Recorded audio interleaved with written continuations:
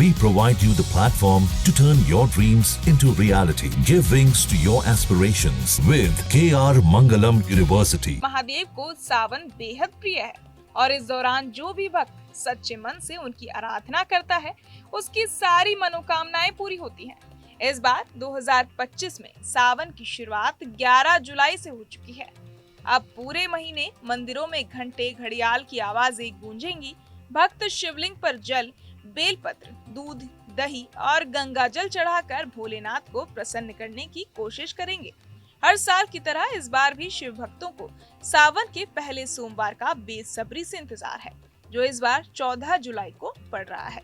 सोमवार का दिन शिव जी को खास तौर पर समर्पित होता है।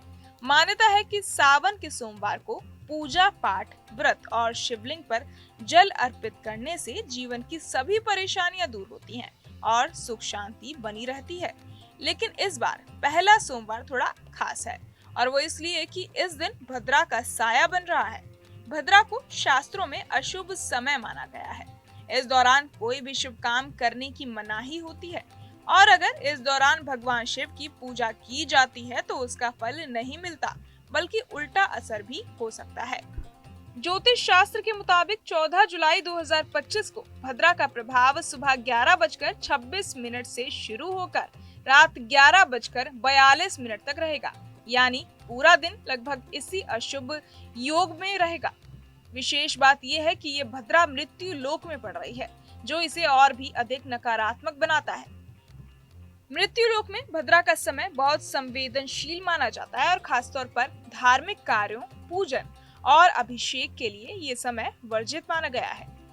इसका मतलब ये है कि अगर आपने सावन के पहले सोमवार को पूजा का मन बनाया है तो आपको इस भद्रा की अवधि का खास ध्यान रखना होगा।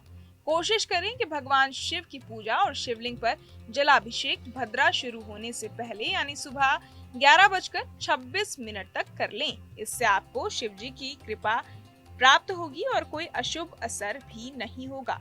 अगर किसी कारणवश आप समय से पहले पूजा नहीं कर पाते हैं तो बेहतर होगा कि आप मंगलवार को या फिर अगले सोमवार को विशेष पूजा करें, क्योंकि भद्रा के दौरान की गई पूजा निष्फल मानी जाती है और कई बार इसका उल्टा असर भी देखने को मिल सकता है।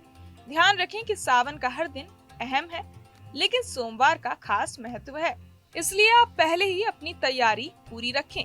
पानी, दूध, दही, बेलपत्र, धतूरा, भस्म, अक्षत और भांग जैसी पूजन सामग्रियां पहले से एकत्र कर लें, ताकि सुबह सुबह पूजा समय पर शुरू हो सके और भद्रा लगने से पहले समाप्त हो जाए।